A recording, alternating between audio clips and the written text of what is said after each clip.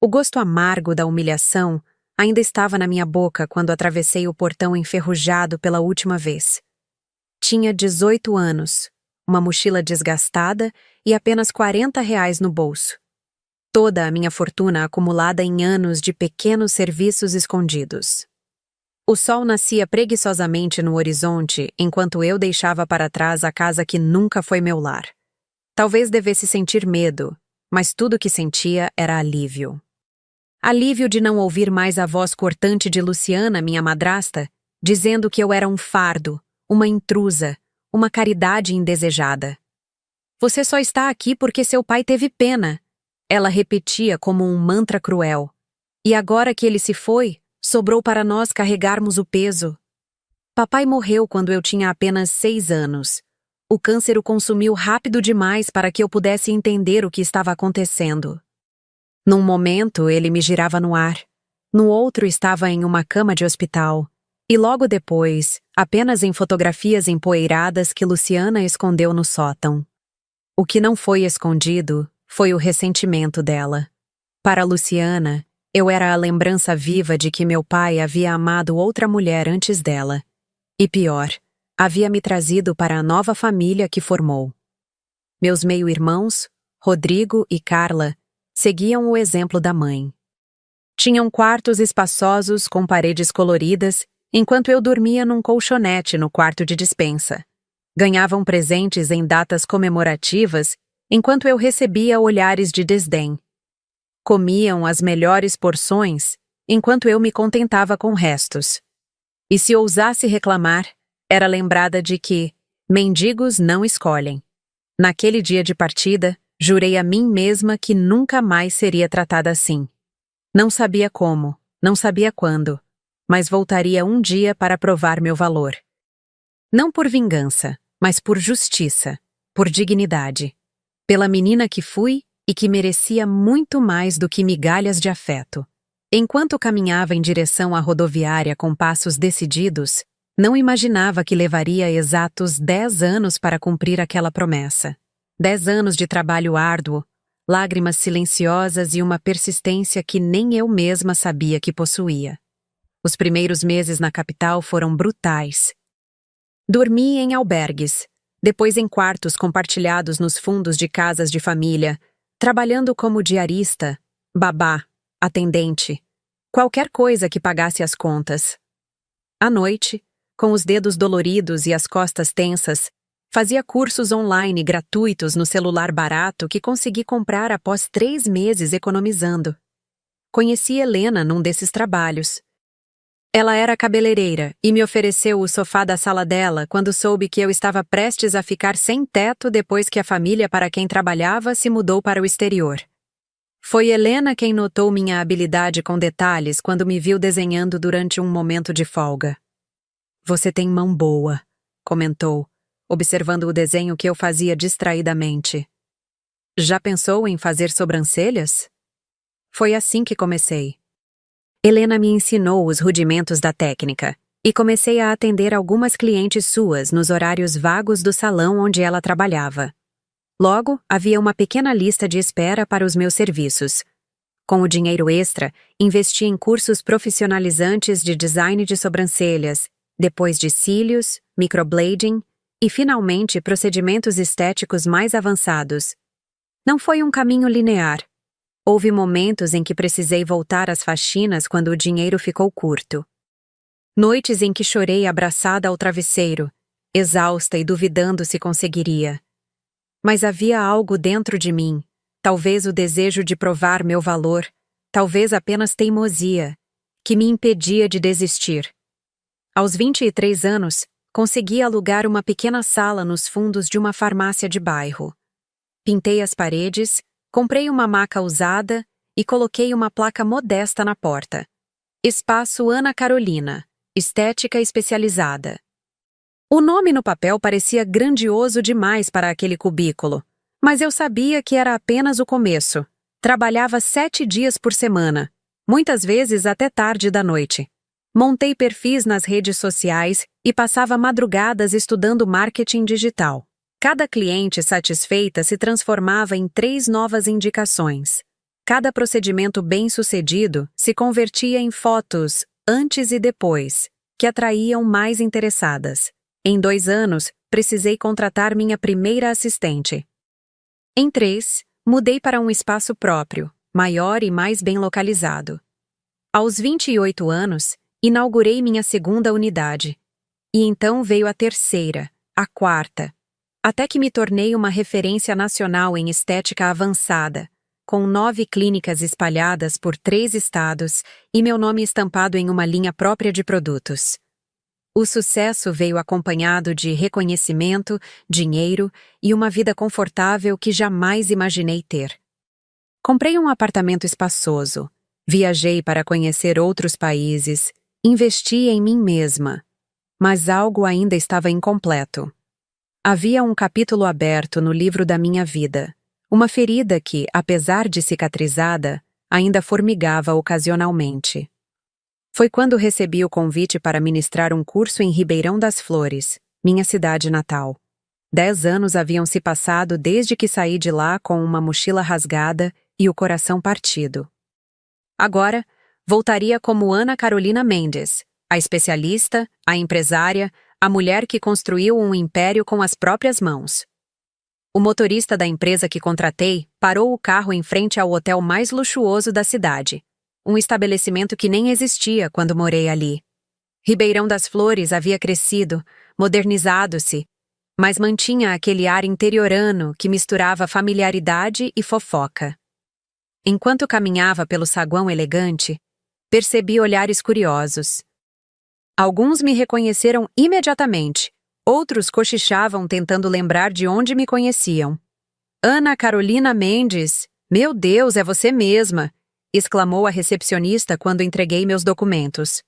Estudamos juntas no colégio estadual. Sou eu, Patrícia! Sorri educadamente, tentando associar aquele rosto adulto à memória nebulosa de uma adolescente que, se não me tratava mal, tampouco havia estendido a mão quando eu precisava, mas não guardava rancor. O tempo ensina que muitos são apenas espectadores passivos da dor alheia, não necessariamente algozes. Claro, Patrícia. Como você está? A conversa fluiu superficial, com ela explicando orgulhosamente que era gerente do hotel há 3 anos, enquanto seus olhos analisavam meu conjunto Chanel e a bolsa de grife que eu carregava displicentemente. Vi admiração, curiosidade e talvez uma pontada de inveja em seu olhar. Era estranho estar do outro lado agora. Todos comentam sobre seu sucesso. Vi uma matéria sobre você na revista Empresas e Negócios mês passado. É incrível como você... Bem, você sabe. Saiu daqui sem nada, e agora... A vida dá voltas, respondi simplesmente, pegando a chave do quarto que ela me estendia. Depois de me acomodar no hotel, decidi caminhar pela cidade. O curso que eu ministraria só começaria no dia seguinte, e algo me impelia a revisitar os lugares do meu passado. Era como se precisasse confrontar aqueles espaços sendo quem eu era agora, não mais aquela menina assustada e insegura. Meus pés me levaram inevitavelmente ao bairro Jardim das Acácias, onde cresci. As ruas continuavam estreitas, mas agora estavam asfaltadas.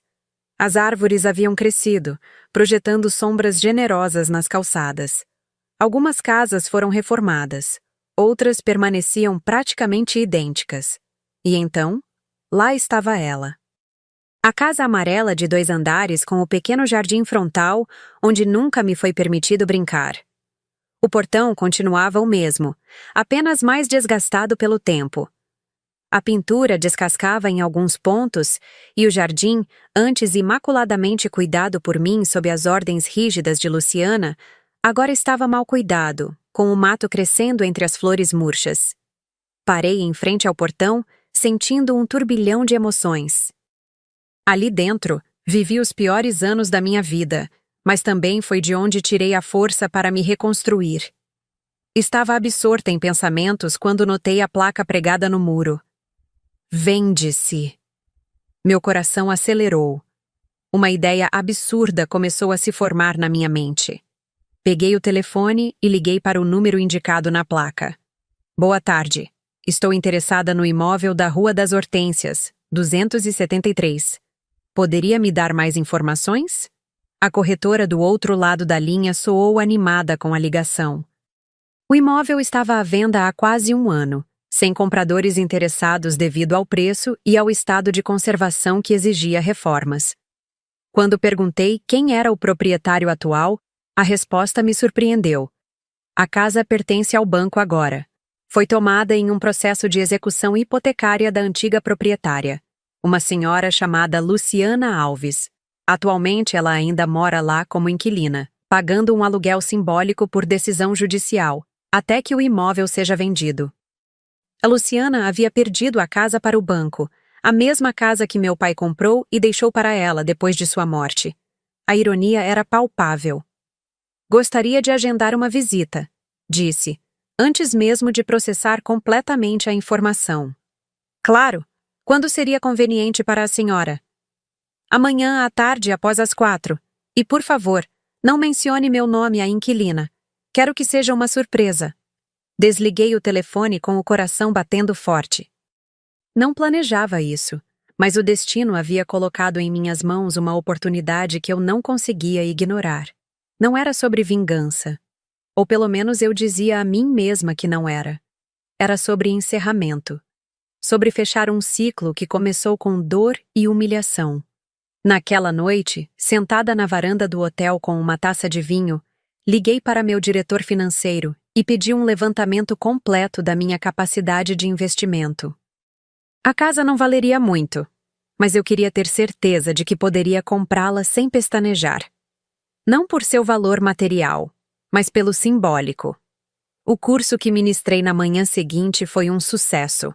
A sala estava lotada, profissionais da área, estudantes e curiosos, todos ansiosos para aprender com a famosa Ana Carolina Mendes. Vi nos olhos deles o que já havia visto em tantos outros lugares: admiração, respeito, talvez até uma ponta de intimidação. Era estranho pensar que aquelas mesmas pessoas, anos atrás, me veriam como invisível, ou, na melhor das hipóteses, como objeto de pena. Entre os participantes, reconheci alguns rostos do passado. Antigos colegas de escola que agora sorriam e acenavam como se fôssemos velhos amigos. Professores que pareciam orgulhosos, como se tivessem alguma participação no meu sucesso. A hipocrisia social sempre me fascinou. Como o status muda completamente a forma como as pessoas te tratam. Ao final, enquanto assinava certificados e tirava fotos, uma mulher idosa se aproximou timidamente. Você não deve se lembrar de mim, ela disse com voz trêmula. Sou Dona Cida, a merendeira da escola. Mas eu lembrava. Como poderia esquecer da única pessoa que, vez ou outra, separava um pouco mais de comida para mim, percebendo que eu raramente levava lanche de casa? Ou que me dava band-aids quando eu aparecia com os joelhos ralados após ser empurrada no recreio? Claro que lembro, Dona Cida, respondi, abandonando momentaneamente a postura profissional para abraçá-la. A senhora foi muito importante para mim. Seus olhos se encheram de lágrimas.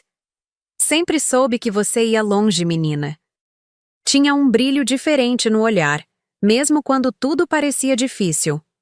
Conversamos brevemente sobre os velhos tempos, e antes de se despedir, ela segurou minhas mãos com força. Aquela casa não te merecia, querida. Nunca mereceu. Fiquei paralisada. Ela sabia. Provavelmente toda a cidade sabia como eu era tratada, mas ninguém nunca interveio. O silêncio dos outros diante da nossa dor muitas vezes dói tanto quanto a própria dor. Quando o relógio marcou 4 horas, meu coração acelerou novamente. Era hora de enfrentar o passado de frente. Vesti um conjunto discreto, mas elegante. Coloquei meus brincos de diamantes, um presente que dei a mim mesma quando abri a quinta clínica, e dirigi até o endereço onde cresci. A corretora já me esperava em frente à casa, consultando nervosamente o relógio. Ao me ver, abriu um sorriso profissional. Senhora Mendes, sou Vanessa, da imobiliária Novo Lar. É um prazer conhecê-la pessoalmente. Confesso que fiquei surpresa quando descobri quem era a interessada no imóvel. Trocamos algumas palavras enquanto ela mexia nas chaves, claramente ansiosa para fazer a venda. Antes de entrarmos, perguntei casualmente: "A inquilina está em casa?" "Sim, avisei que teríamos uma visita hoje." Ela concordou em ficar no quarto dos fundos para não atrapalhar. "Geralmente é assim que fazemos." Assenti, sentindo um misto de apreensão e determinação. Quando a porta da frente se abriu, o cheiro familiar da casa me atingiu como uma onda. Era uma mistura de mofo, comida e algo indefinível que me transportou instantaneamente para a infância. Pisquei várias vezes, tentando afastar as memórias que ameaçavam me derrubar. A casa estava em estado de abandono evidente. Móveis desgastados, paredes manchadas, o piso que um dia foi lustrado agora estava opaco e arranhado. A escada que levava ao segundo andar tinha o corrimão quebrado. Na sala, um sofá poído ocupava o mesmo lugar de sempre, mas a televisão de plasma que meus meio-irmãos tanto adoravam foi substituída por um modelo antigo. "Como pode ver, o imóvel precisa de reformas", a corretora dizia, gesticulando nervosamente. "Mas a estrutura é sólida e a localização é excelente. O preço está abaixo do mercado justamente pela necessidade de investimento na renovação." Eu mal ouvia. Meus olhos percorriam cada canto, cada detalhe, reconectando-me com o espaço que me foi negado. Ali, naquela mesma sala, fui obrigada a servir bebidas em festas enquanto crianças da minha idade se divertiam. Ali, ouvi inúmeras vezes que era um fardo, uma intrusa. Seguimos para a cozinha, onde o cenário de deterioração continuava. Azulejos quebrados, armários sem algumas portas, eletrodomésticos antiquados. A mesa onde eu comia sozinha depois que todos terminavam ainda estava lá, menor e mais desgastada do que lembrava. "E aqui temos o quintal", continuou a corretora, abrindo a porta dos fundos. "É um espaço generoso para o padrão do bairro. O quintal onde eu lavava roupas aos 10 anos de idade. Onde passava horas na horta sob o sol escaldante enquanto meus meio-irmãos jogavam videogame no ar-condicionado." Respirei fundo, controlando as emoções. Foi quando ouvi uma tosse fraca vinda do antigo quartinho de despensa. O lugar que foi meu quarto durante toda a adolescência. A porta estava entreaberta, e através da fresta vi um movimento. "Esse é o quarto dos fundos onde a inquilina está?" Perguntei, já sabendo a resposta. "Sim", respondeu a corretora visivelmente desconfortável. Ela preferiu ficar lá durante as visitas. É o menor cômodo da casa. A ironia era quase poética. O mesmo espaço que me foi designado como caridade agora servia de refúgio para Luciana. Endireitei os ombros e respirei fundo. Gostaria de ver todos os cômodos, inclusive esse. "Mas, senhora Mendes, combinamos com a inquilina que..." "Insisto", falei com a firmeza que aprendi nos negócios. "Se vou comprar a casa, preciso ver cada detalhe." A corretora hesitou, mas acabou cedendo. Aproximou-se da porta e bateu levemente. "Senhora Luciana, desculpe incomodar, mas a possível compradora gostaria de ver todos os cômodos. Seria possível sair por um momento?" Ouvi um suspiro de irritação do outro lado, seguido pelo barulho de alguém se levantando com dificuldade. A porta se abriu completamente, e lá estava ela. Luciana Alves. Minha madrasta. A mulher que protagonizou os pesadelos da minha juventude. Mas não era mais a figura imponente e cruel das minhas memórias. À minha frente estava uma senhora visivelmente envelhecida, com os cabelos grisalhos mal tingidos, roupas simples e olheiras profundas. Seu corpo, antes cheio de energia para me dar ordens, agora parecia frágil e cansado. Nossos olhos se encontraram. Primeiro, vi apenas irritação em seu olhar. Depois, confusão. E, finalmente, um reconhecimento que a fez empalidecer. "Ana Carolina?" Sua voz falhou. O tempo pareceu congelar naquele momento. Luciana me encarava como se visse um fantasma, enquanto a corretora olhava de uma para a outra, claramente confusa com a situação. Vocês se conhecem? Perguntou Vanessa, quebrando o silêncio tenso que se instalara. Sustentei o olhar de Luciana sem responder imediatamente. 10 anos haviam se passado, mas ainda reconhecia em seus olhos aquele brilho de desprezo que tantas vezes me fez sentir menos que nada. Agora, porém, havia algo novo ali. Medo. Sim, respondi finalmente sem desviar o olhar. Nós nos conhecemos muito bem. Esta foi a casa do meu pai. A corretora arregalou os olhos, finalmente entendendo a situação. Luciana permanecia estática, como se suas pernas tivessem perdido a força. Seus lábios tremiam, tentando formar palavras que não saíam. Vanessa, falei com calma, você se importaria de nos dar alguns minutos a sós? Tenho certeza que a senhora Luciana e eu temos muito a conversar depois de tantos anos. A corretora hesitou, olhando para Luciana como se pedisse confirmação. Minha madrasta apenas assentiu levemente com a cabeça, incapaz de protestar. Claro, sem problemas, respondeu Vanessa, visivelmente desconfortável. Estarei lá fora quando terminarem. Quando a porta da frente se fechou, o silêncio voltou a reinar. Luciana ainda me encarava com uma mistura de choque e incredulidade. Eu mantinha minha postura ereta, deixando que ela absorvesse completamente a transformação da menina maltratada na mulher bem-sucedida que agora estava à sua frente. Você está diferente. Ela finalmente conseguiu dizer, sua voz fraca e insegura. As pessoas mudam, Luciana. Algumas para melhor. Respondi com uma calma que surpreendeu até a mim mesma. Observei o pequeno cômodo onde ela agora vivia. O mesmo espaço apertado onde eu dormi por anos tinha agora uma cama simples, um criado mudo com remédios, algumas roupas dobradas sobre uma cadeira velha e fotografias amareladas presas à parede. Ironicamente, uma delas mostrava meu pai, a única lembrança dele que ela aparentemente guardou. O que aconteceu com você? Perguntei, genuinamente curiosa sobre como ela havia chegado àquele estado. Luciana desviou o olhar, a vergonha finalmente superando a surpresa inicial. A vida, respondeu vagamente. Rodrigo foi para o exterior após a faculdade e nunca mais voltou. Manda dinheiro de vez em quando, mas mal fala comigo. Carla se casou com um homem violento que consumiu todas as nossas economias em apostas e bebida. Quando me separei dele, já era tarde demais. Ela fez uma pausa, como se decidisse quanto revelar. Adoeci. Os tratamentos eram caros. Tentei manter a casa, mas as dívidas foram se acumulando. O banco executou a hipoteca há 1 ano. Agora pago um aluguel mínimo para continuar aqui até encontrarem um comprador. Cada palavra dela carregava o peso da decadência. Aquela mulher que um dia parecia intocável, que distribuía ordens e humilhações com a segurança de quem jamais cairia, agora estava reduzida a uma sombra. Por anos imaginei esse momento.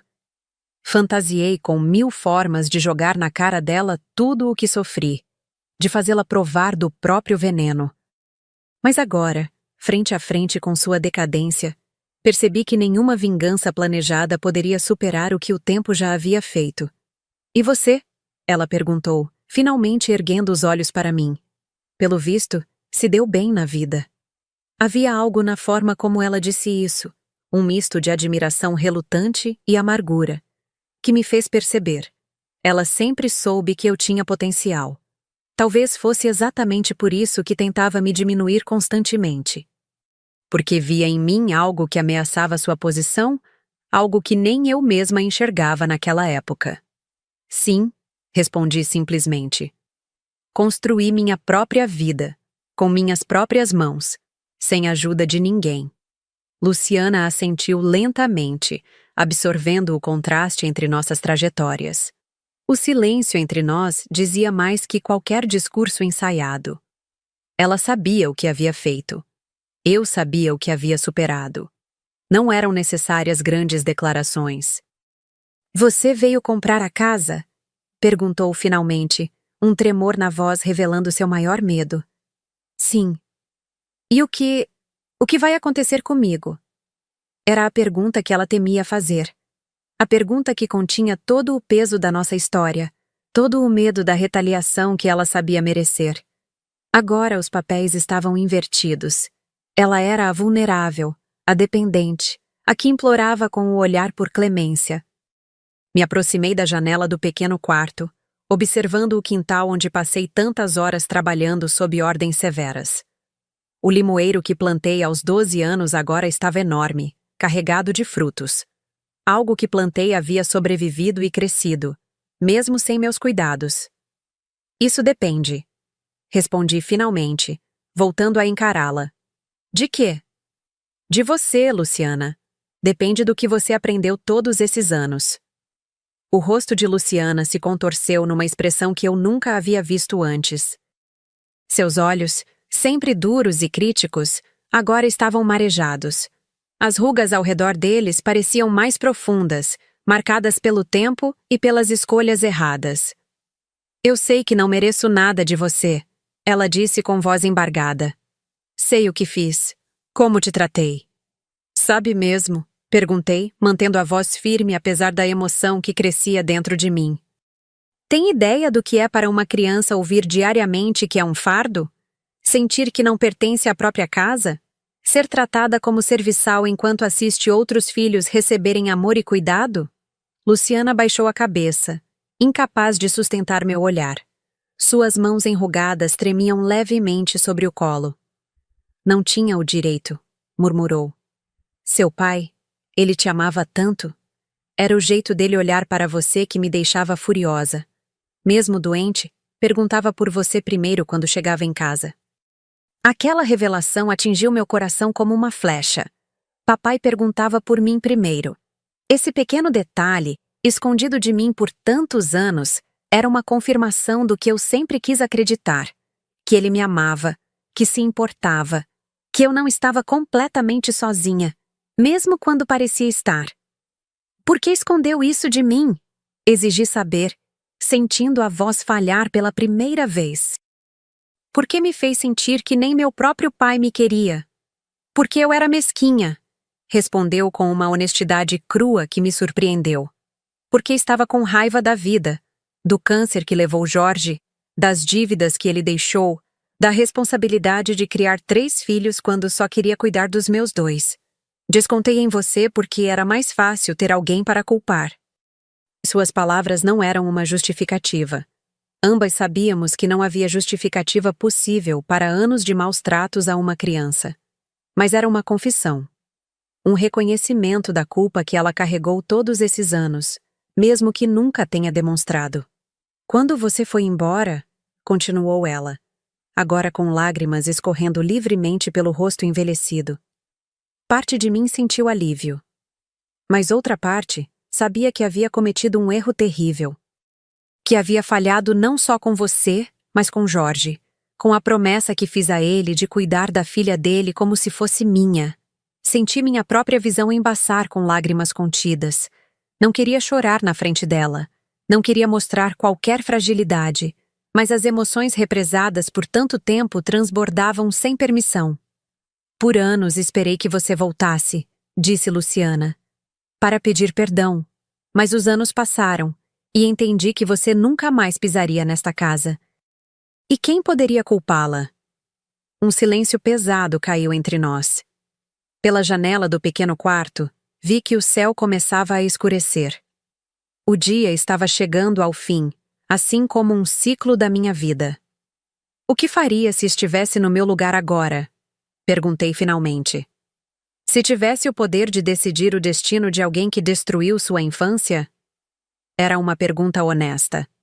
Queria entender se ela havia realmente mudado, se era capaz de enxergar além do próprio egoísmo que a consumiu por tantos anos. Luciana levantou o olhar lentamente, encarando-me com uma resignação que revelava que ela já havia pensado muito sobre isso. Eu provavelmente faria o pior, admitiu com franqueza dolorosa. Porque nunca tive sua força, Ana Carolina. Nunca tive sua dignidade. Essas palavras me atingiram de uma forma inesperada. Não era adulação ou tentativa de manipulação. Era uma verdade crua sobre quem ela era e sobre quem eu havia me tornado apesar dela, não por causa dela. Na verdade, continuou, acho que já está fazendo mais do que eu merecia apenas por estar aqui, me ouvindo, em vez de simplesmente me expulsar sem explicações. Ela então fez algo que me deixou completamente desconcertada. Com dificuldade, apoiando-se na beirada da cama, Luciana se levantou e, para meu espanto, ajoelhou-se à minha frente. Me perdoa, disse ela, com a cabeça baixa e os ombros curvados pelo peso da culpa. Por tudo. Sei que não mereço. Sei que é tarde demais. Mas preciso pelo menos tentar. A imagem da mulher que tanto me aterrorizou agora reduzida a esse gesto de humilhação voluntária era perturbadora. Não era isso que eu queria. Nunca foi sobre quebrar alguém, mas sobre reconstruir a mim mesma. Levante-se, Luciana, falei, estendendo a mão para ajudá-la. Não é assim que resolveremos isso. Ela aceitou minha ajuda com hesitação, seus dedos trêmulos encontrando os meus. O contato físico, o primeiro em mais de uma década, enviou uma corrente elétrica pelo meu corpo. Por um breve instante, éramos apenas duas mulheres vulneráveis, conectadas por uma história dolorosa e compartilhada. Eu não tenho obrigação nenhuma de perdoar você, disse com firmeza, enquanto a ajudava a se sentar na beirada da cama. E nem você tem o direito de exigir esse perdão. Ela assentiu em silêncio, enxugando as lágrimas com as costas das mãos. Mas também não vim aqui para me vingar, continuei. Essa menina magoada e ressentida não existe mais. A mulher que sou hoje não precisa diminuir os outros para se sentir poderosa. Uma batida leve na porta nos interrompeu. Era a corretora, visivelmente ansiosa. Desculpem a interrupção, mas precisamos concluir a visita. Já está ficando tarde. Só mais um momento, por favor, pedi. Quando voltamos a ficar a sós, olhei profundamente nos olhos de Luciana. Vou comprar esta casa, anunciei. E quanto a você, não vou despejá-la. Seus olhos se arregalaram em surpresa e descrença. Mas por quê? Depois de tudo? Não é por você, interrompi. É por mim. Porque preciso me libertar desse passado. Porque mereço seguir adiante sem o peso do rancor. Na manhã seguinte, assinei os papéis da compra na imobiliária Novo Lar. O procedimento foi rápido.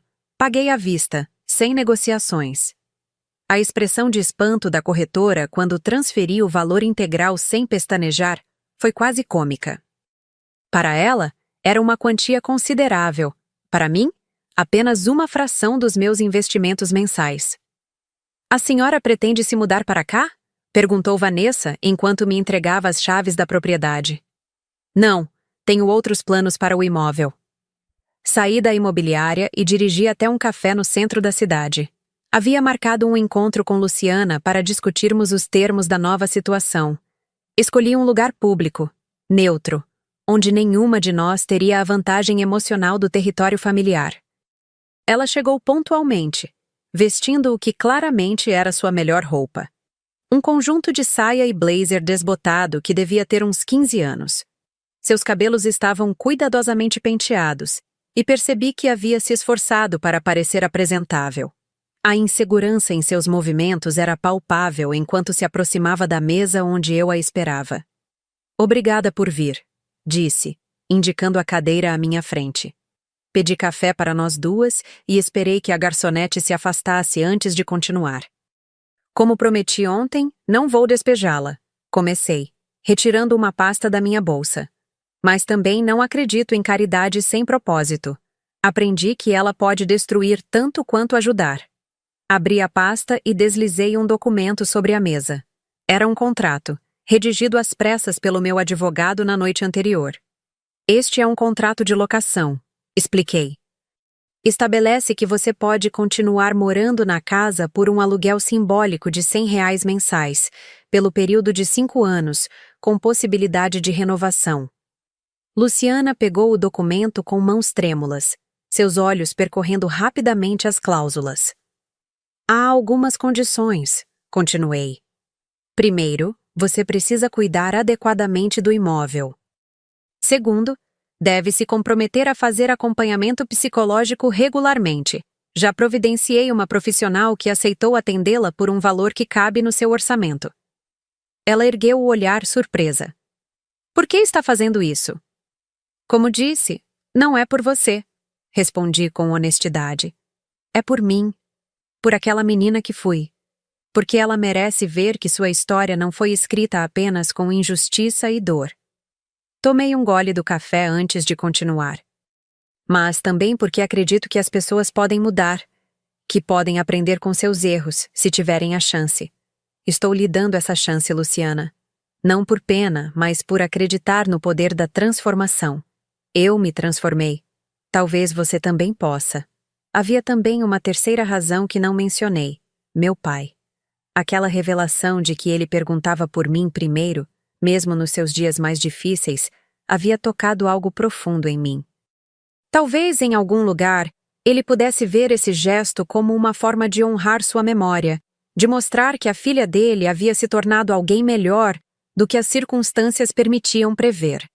Não sei se mereço isso, disse Luciana, enxugando uma lágrima teimosa. Provavelmente não merece, concordei sem rodeios. Mas não se trata de merecer. Trata-se de escolher ser diferente do que você foi comigo, de quebrar o ciclo. Empurrei uma caneta em sua direção. A escolha é sua.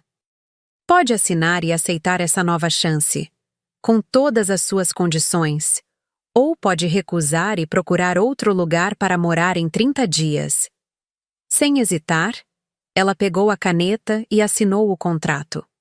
Quando terminou, nossos olhares se encontraram novamente, e vi algo que nunca havia visto em seus olhos antes.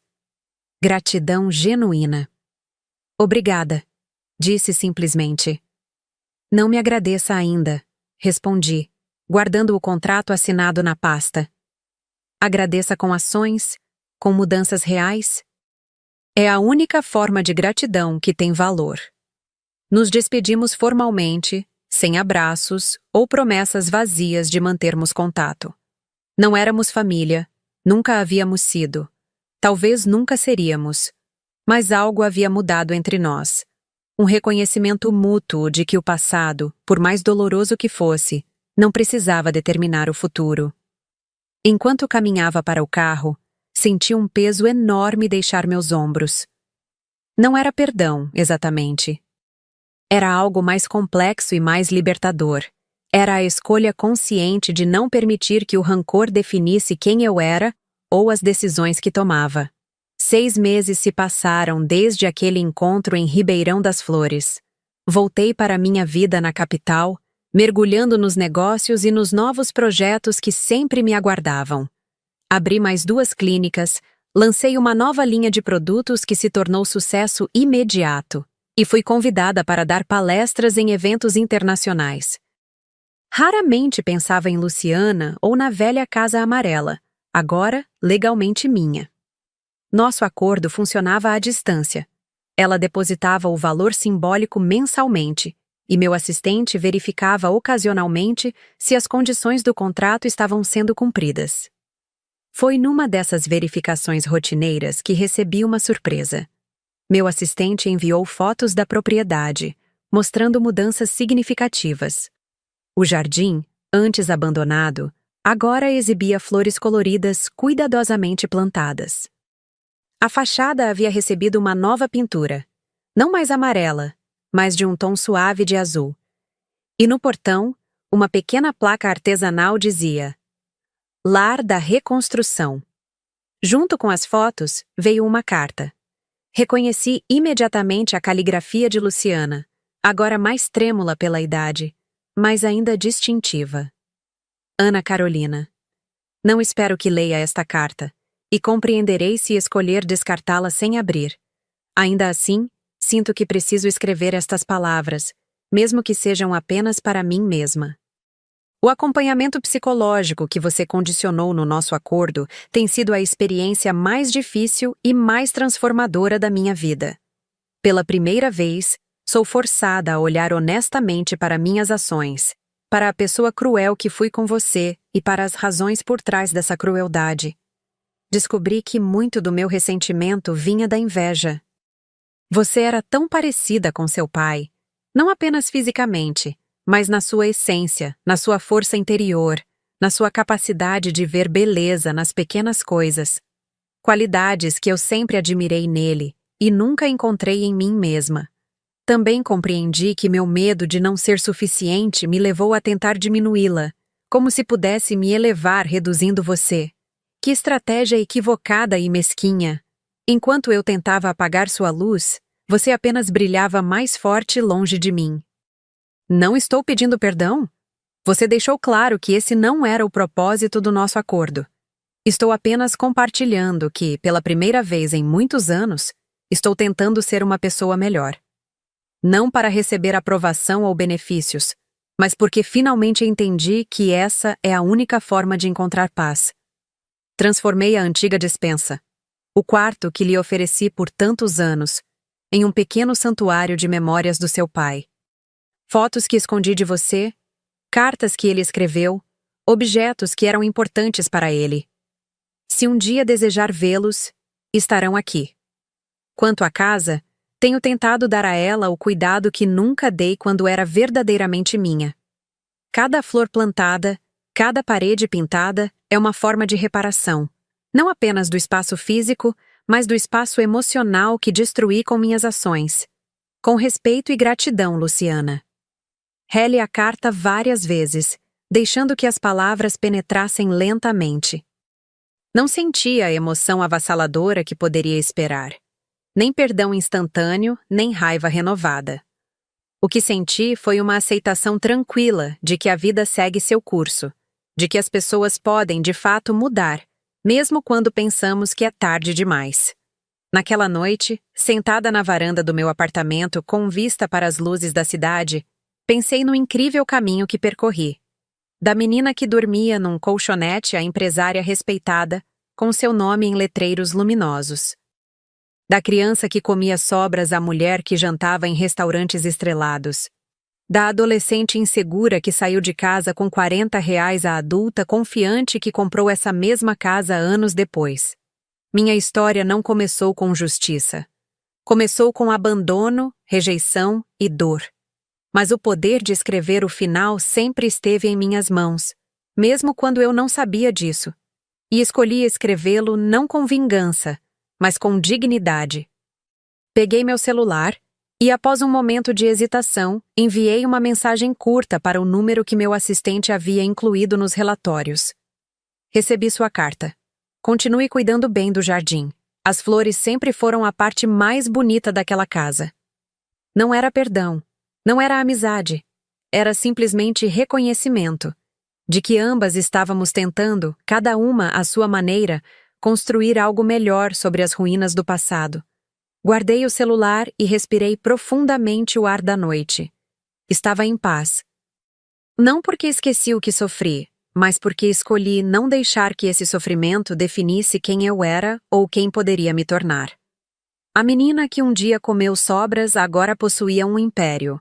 A criança que dormia entre traças agora tinha seu nome em letreiros. A adolescente que saiu com uma mochila rasgada agora voltava de cabeça erguida. Não por vingança, mas por uma vitória muito maior. A conquista de si mesma. E para qualquer pessoa que já se sentiu pequena, invisível ou indesejada, minha história serve como lembrete. Seu valor não é definido pelo modo como os outros te tratam. É definido pela força com que você se levanta cada vez que tentam te derrubar. Você tem o poder de reescrever sua história, de transformar dor em propósito, de construir beleza a partir das cinzas. E essa, talvez, seja a maior vingança de todas. Não contra os outros, mas contra o destino que tentaram impor a você.